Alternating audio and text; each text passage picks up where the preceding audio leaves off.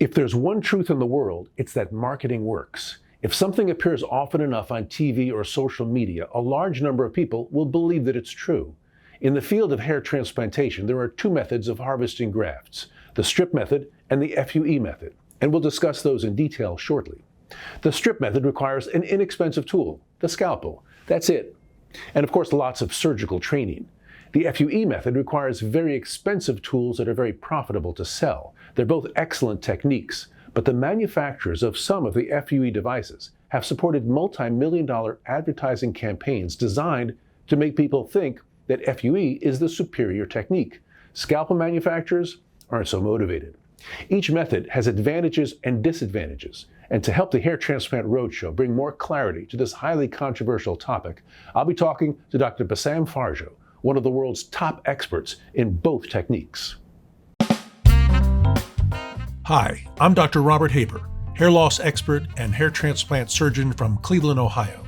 Join me and the Hair Transplant Roadshow as I travel the globe seeking answers to important surgical and non-surgical hair loss questions from the true experts in the field. So today, the Hair Transplant Roadshow travels back to Manchester, England, where my guest is Dr. Bessam Farjo. Bessam practices with his wife, Nilofer, who currently serves as the ISHRS president in one of the few husband and wife hair restoration surgical teams. The Farjo office in Manchester, well known throughout the world, as I talked about when I interviewed Nilofer, amazing facilities, surgical and artistic excellence. Bessam is a member of the ISHRS, where he's reached fellow status. He is certified by the American Board of Hair Restoration Surgery. He was a winner of the Platinum Follicle Award by the ISHRS, granted for scientific accomplishments in the field of hair restoration.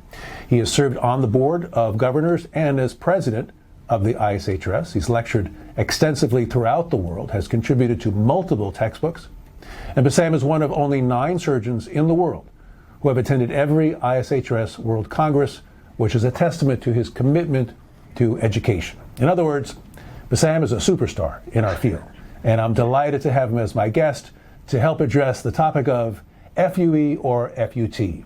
Hi, Bessam. Hey, Bob. How are you doing? I'm doing well. When Nilofer was on the program, she talked a little bit about the Farjo Clinic. Why don't you add a little to that, explain what makes the Farjo Clinic special?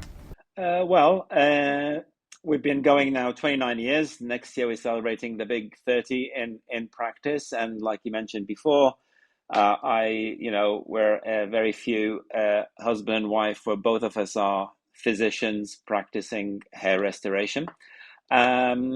But what gives us pride, I suppose, is that it's not just about, doing hair transplants, but we're very keen on education and collegiality, but also importantly, hair biology research. So we combine all these together. That really gives us a buzz and makes us feel connected and makes us feel that we are contributing to advancing our field. It's an amazing clinic. As I said earlier, I've been there. I've walked through the halls. It's an extraordinary, world-class facility. So regarding FUT versus FUE, we either read about it every day, we face questions from our patients about it every day, or we just think about it every day as we perform our surgeries. So for listeners who might not be certain of what we're talking about, Bessam, can you briefly explain FUT versus FUT, and of course, which one's better? Yeah. So I'm sure you're in the same position, but I explain this almost every day, multiple times a day to patients. So we're fortunate enough that we're able to offer both techniques, FUT, otherwise known as the strip harvesting method. We've done that for a long time, and we still do that. Was the gold standard and the technique that offers the best quality. But in recent years, I think FUE has come on leaps and bounds, and we're fortunate enough with the tools at our disposal that we're able to offer it in a reliable way. But in essence, it's a harvesting technique. It's the way we remove the grafts. The FUT, or the strip method, removes a graft kind of that is narrow and long, kind of shaped like my finger, all the way around the horseshoe area of the donor area, and then that gets dissected down through microscopes into the individual grafts or the follicular units that gets inserted. Whereas with FUE, we don't go through that at all. We individually extract these units one at a time from all over the donor area, and then they get implanted. Really, both techniques are excellent, and we get good results with both. And it's a question of patient selection and patient preference if all things are being equal. Most young people nowadays, at least in the UK and Europe at least, desire short haircuts at the back, and therefore they may have an issue with having a linear scar no matter how thin it is around the back. So most of them tend to prefer the FUE method, and if they are suitable, then so be it. Whereas people who have longer hair, or perhaps people who have donor areas that are limited or quite narrow, but also women or transgender patients, then they would prefer the FUT or the strip method, simply because the FUE in the vast majority of times requires shaving the sides and the back of the head, and not everyone is in a position to do that. Of course, we could perform FUE without shaving, but really, but it is very time consuming and much more laborious and more limited. And for the majority of people, shaving is the only way to do that. You asked me which one is better. I really don't think it's about which one is better. It's which harvesting technique is the best suited for the patient's own circumstance. There are pros and cons, but there isn't really a generalized view that this FUE or FUT is necessarily better than the other. You know, I was being facetious because, of course, there's a lot of misinformation, and among other things, the E in the FUE stands for excision, which is surgery. FUE is a surgical procedure, and you know, we'll get into one of the downsides of FUE is you potentially could end up in a black market clinic where a doctor's not doing the work. With FUT, you're never going to be in the black market for a strip procedure. But yeah, absolutely. Years ago, you know, FUE wasn't quite up to the quality of the hair standards of strip, but today with techniques and the instrumentation, an FUE graft is every bit as good as a strip-derived graft. So it's not one is better. It's which is better for that particular patient. Which brings us to how important is it that a surgeon be able to perform both techniques? Yeah, it's very critical that this. Well, I think all surgeons should be able to perform both techniques. But let's suppose you're unable to do so. At least you should be able to recognize that the technique that you can't provide is what's recommended for the patient, and you're able to at least refer that patient to somebody who can perform that surgery. What we do not want to see is somebody treating everybody with the one technique that they know simply because they don't know the other technique. FUT is a bit harder for doctors to provide, especially new doctors, because it requires a larger team, requires perhaps more equipment, whereas FUE, you can perform it on your own or with one or two technicians. And I guess maybe that's why newer surgeons tend to only offer that technique. It's more convenient. But being able to offer both is critical because, like we said, there will be a variety of patients where they're not going to get the result that they want simply by FUE. And with the strip method as well, there are going to be patients where the strip FUT method is not right, and therefore you need to know how to perform FUE. Yeah, I totally agree. There's almost no procedure in all of medicine where one way is always the right way. There's nothing in anything. There's no one kind of car. There's no one kind of TV that's right for everybody. If you go to an electric car dealer, you go to Tesla, you're going to drive out with an electric car. If you go to a dealer that has both, you're going to drive out with whatever's best for you. Sometimes FUE is far superior, or in some ways, sometimes the only appropriate technique for a patient, and sometimes it's a strip procedure. And sometimes you combine both, or you start with one and you end the other. So the ability to do both is very, very advantageous. And if you don't do both, as you said, you need to be willing to refer out to someone who does the other technique. And that's not something that many surgeons do. So if you're just an FUE doc, many of those folks it's FUE or nothing. Same for strip. So it's just inappropriate as well. For all our specialties, as a dermatologist, there are things that I'm very good at and things that I'm less good at. If I'm not good at something, I'm not going to do it. I'm going to find a local expert that I can refer to my patient to, because that's the best thing for the patient. There are definite advantages of strip. Everything's taken through the safe zone. I'll ask you to talk a little bit about the safe zone. We don't have to trim. There's no visible scar immediately after surgery, and we can do large harvests without leaving the donor see-through, and there are advantages of FUE. Let's talk a little bit about the safe zone and how that impacts FUT versus FUE. So with the FUT, we have very traditional guidelines as where the safe zone is.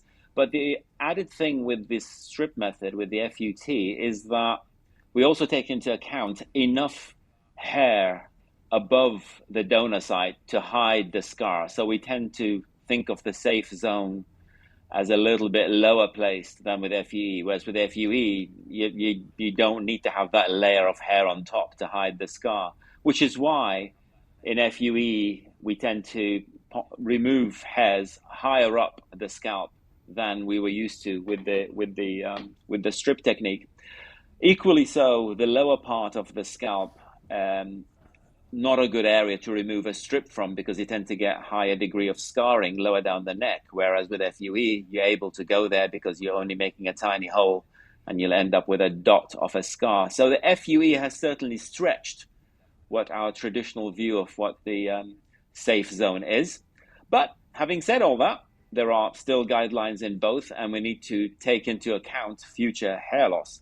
And sadly, I'm sure you have as well, we've all seen cases where these precautions have not been taken, and people have had hairs taken by either technique from areas that are very difficult to deal with, and presented the patients with an unpleasant complication. There have been amazing advances in technology and surgical skills and medications, but one thing that hasn't changed for thousands of years is baldness, the progression of baldness. And for some people, it progresses a long way. The traditional safe zone is that area of the scalp that no matter how much hair you lose, you're still going to have hair there. And we don't know who that is. We can try to predict that. We can make some guesses, but it's possible for hair loss to become extensive. With the strip technique, we pretty much always stay in that zone, but we also sacrifice the ability to harvest hairs above and below that zone. And with FUE, particularly with large sessions, we have to exceed the traditional safe zone, partly because if we harvest everything in that traditional zone, we leave a little window that doesn't look good. So we have to homogenize by going above and below. We have to do that for our numbers. But my concern, what I see sometimes is very young patients who are reluctant to go on medications for a variety of reasons, who have no idea how extensive their hair loss is going to be. They're harvested from the nape of their neck right up to into the crown area. And these are the people that 5 or 10 or 20 years down the line might have some serious cosmetic problems, depending on how extensive the hair loss gets. I think, yeah, Bob, I think this is an important point, because I do get a lot of patients who believe FUE somehow seem to have resolved the problem of future hair loss, and that we don't have to worry about future hair loss. And but you're right, we're still faced with the same issue. At the end of the day, we have a limited number of hairs, regardless of what technique you use. There are some differences, but in the end, we still have to be very, very strategic in our planning for the patient. I think part of it is educating the patient and disclosing the risk. So when I do a large FUE procedure, I tell the patient, I have to exceed this traditional safe zone. I'm going to harvest above and below. I want you on medications to help protect the hair that you have. But if you don't take the medications, or if they don't work for you and you have extensive hair loss, it's possible that at some point in the future, those hairs will disappear, and whatever FUE grafts I've harvested from those areas will disappear. I tell that to my patients. Now, most of the time they say, okay, I'll accept that for the short-term benefit because I keep my hair super short. I don't want a linear scar. Other patients say, I didn't know that. My last doctor didn't tell me that. You know what? I'm going to grow my hair out and I'm going to have a strip procedure. So I think if you disclose that, which many doctors do not, they just harvest above and below and they hope for the best, or hope their retired or something by the time that hair falls out, I don't think that's ethical medicine. It's part of the consent form, No. the informed process to let a patient know. So there's nothing wrong with harvesting those potentially temporary hairs, but you have to tell the patient that, what might happen. Disadvantages of FUT, the linear scar most of the time is hidden, but sometimes they can be wider. There can be differences in pain and recovery. We're limited by scalp laxity. Sometimes we just can't harvest anymore. And I think you alluded to this, we definitely need a larger team with more specialized training. I do both procedures. For my strip procedures, I have a big team. I have sometimes 6, 7 people that work in the room with me, and it's hard to begin that way. So it's easier to start with FUE, but I think being able to do both procedures I find so helpful, because I can go back and forth easily with patients. And the black market doctors, they don't know how to do the FUE either, right? They just delegate that to unlicensed people. How does the black market figure into that FUT versus FUE decision making? In my experience, most black market clinics solely do FUE, and most of the time they don't see the patient in person before the surgery is done through photographs or over the phone, and mostly done via non-medical personnel. So, and by the time the doctor sees the patient's already there and been either sold 3,000 grafts or 4,000 grafts, or sometimes now we're hearing unlimited number of grafts for a fixed price. But this is one of the things I say to people is that, when you go to places like that, it's like, can I have that transplant off the shelf? And when you come to somebody like us, we're not selling you a hair transplant. We're looking after your hair loss concerns. We're diagnosing your condition. We're recommending treatments, and we're looking after your health in the medium and long term, which is the way it should be. It's not a commodity. But yeah, they do end up operating on people regardless of their suitability, and that's why you're going to get people who get over-harvested because they're trying to push the envelope when that person could have done with an FUT. But equally so, I've also seen patients who had a FUT strip procedure when perhaps it wasn't in their best interest. It's much less common, you see that. But it brings us back to the point that really it's about the correct technique for the correct patient at the right time in their lives, and whatever it is you do it correctly and do it ethically. And also knowing when to say no. I mean, easily 15% of the people that present to me for surgery, we don't do either procedure. We either do medical management for a period of time, or we diagnose a condition that shouldn't be operated on, or we'll make some kind of postponement, or their expectations are unreasonable. So it's important to know when and how to say no. And not get yourself drawn into the patient's demand. Sometimes neither technique is appropriate. And also, although we both mentioned that the quality of FUE today is extraordinary, that doesn't mean every practitioner does extraordinary work. It's a significant learning curve. I'm going to argue it's harder to obtain a super high quality FUE graft than it is a super high quality strip graft. And not everybody has that skill set. So the experience that you have with the machines, with the devices, and your training is super important, because if you're not extracting or excising high quality FUE grafts, those are not going to grow. And that's part of the reason that some of those doctors are tempted to delegate to the unlicensed individuals, because sometimes their grafts are better than the doctors. But it's still not appropriate to do that because they're not licensed. They have no business doing a surgical procedure.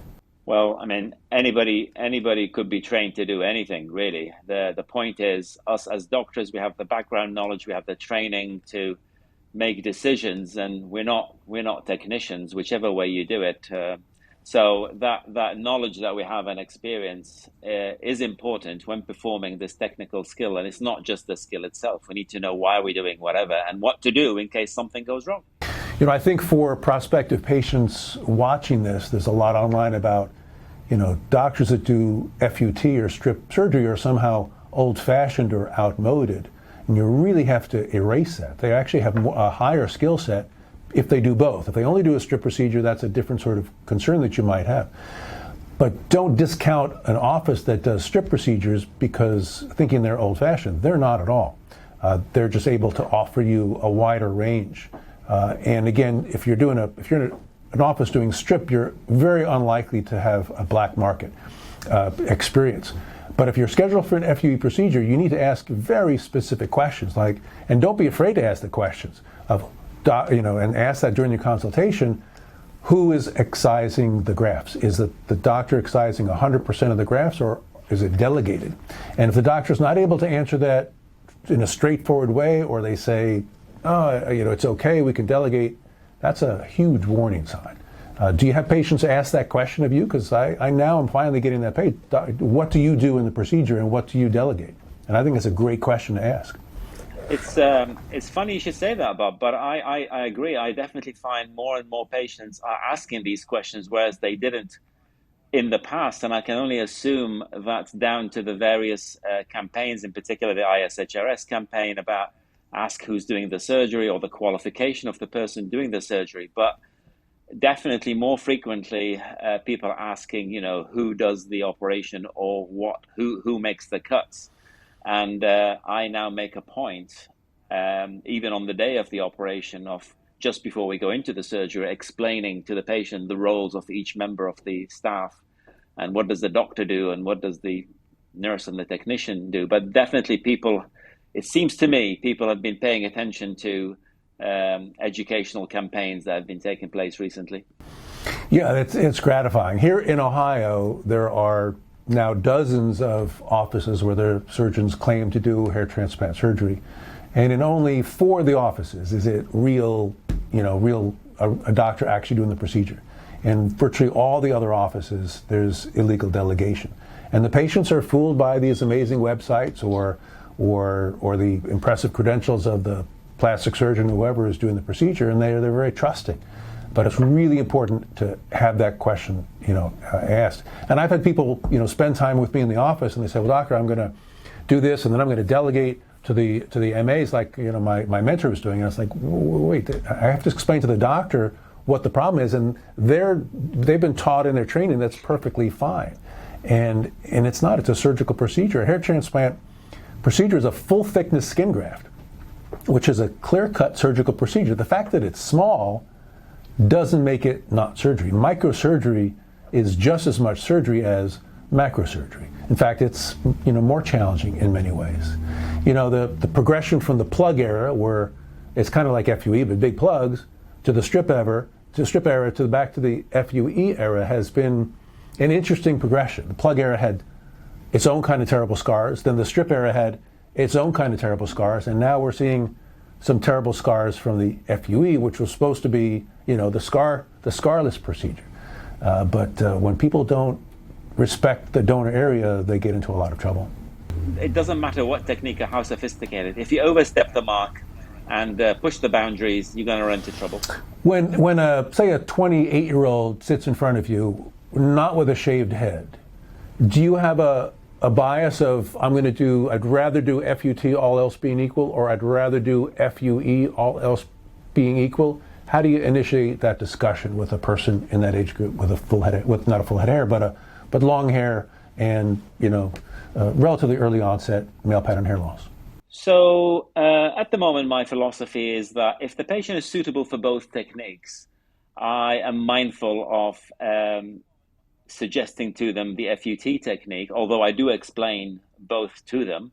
But if they completely leave it to me, I would probably lean, and provided the number of grafts required is not particularly large, I'm talking 2,000 grafts or less, then I tend to lean towards FUE if they're young, simply to give them the option that if you want to fade their hair at the back or have a really short haircut, then they can do so. But I do explain to them that if they do lose enough hair, and if there's a strong family history, then chances are they will end up needing both techniques, because that's the way where we could maximize the number of grafts available to them over a lifetime. And of course, SMP, which will be the topic of a different episode, the scalp micropigmentation has been a game changer, so that even that visible linear scar can sometimes be changed into an invisible linear scar. And some overharvesting can be visually fixed with the S&P as well, so that young patient with that linear scar, if they do choose to fade, still has possibly some options. And then what about a person with a class 5, someone with a lot more hair loss who's 58 years old? Do you have a bias for that person? No, in that kind of person, and especially if they leave their hair sufficient length, then I don't have a bias to it. I examine them, and if I find they are suitable for FUE or strip, then I explain both to them and explain the pros and cons and what they can get out of it. And then I make a joint decision with the patient about what their preference is.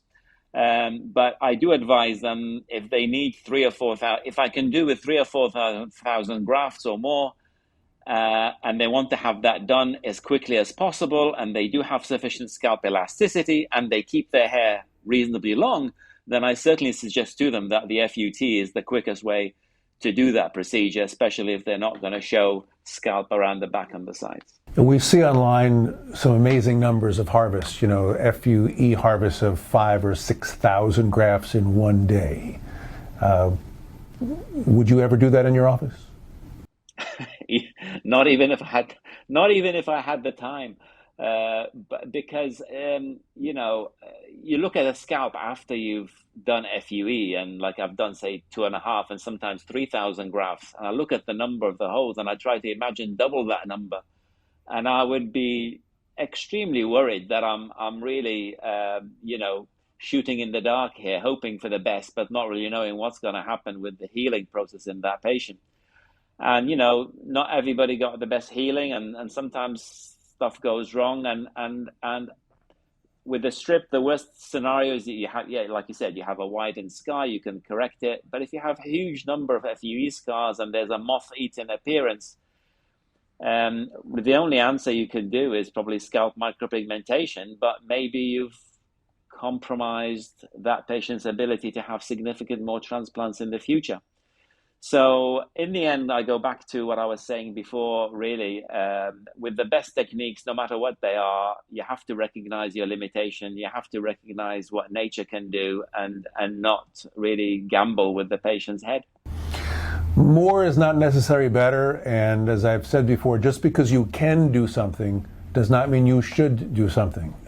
You need to know the limitations of the skin, of the scalp. You need to know the limitations of you as a surgeon, of your team, of your staff. Those huge numbers, they make me cringe, because almost all of them, I think, are going to end up with some kind of problem, either overharvesting or inadequate growth or some kind of regret. And we don't want our patients to regret. I agree. Even if I could, there's no way that I would. But there's no way I could, not with the way that I do the procedures myself. So, what do you have a take-home message for a person watching this who's trying to decide, who's confused about the two kinds of procedures? My take-home message really is, firstly, to recognize we are dealing with a medical condition that is progressive. A lot of times I see people come and say, I know I'm not going to lose any more hair, or I've looked the same for a while and they're only like 30 or 32, or my dad was like that. And I tell them that, look, with time, you're going to lose more hair, and you have to take the future into consideration. And what seemed like a good idea when you're 25 is not such a great idea when you're 40, 50.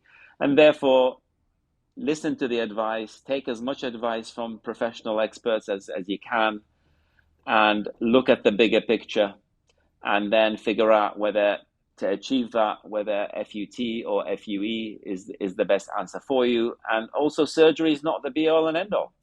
You have to consider your medications, you have to consider your non-surgical options, and you mentioned SMP as well. We've got plenty of options. Just don't jump into it, and just don't buy into the hype you hear. Do your homework. Super important, absolutely, positively, and take your time. You can always, if you get surgery too early or make a mistake, you'll regret that forever. If you wait a little bit, then you're not taking much of a risk at all. I think those important ending words. Thank you, Bessam, for joining me today. I'm sure we'll be revisiting this topic periodically, maybe focusing on each technique individually. but I think it's been a really important discussion because I go through this with my patients every single day. How can our viewers get in contact with you and the Farjo Clinic to explore surgical options with you?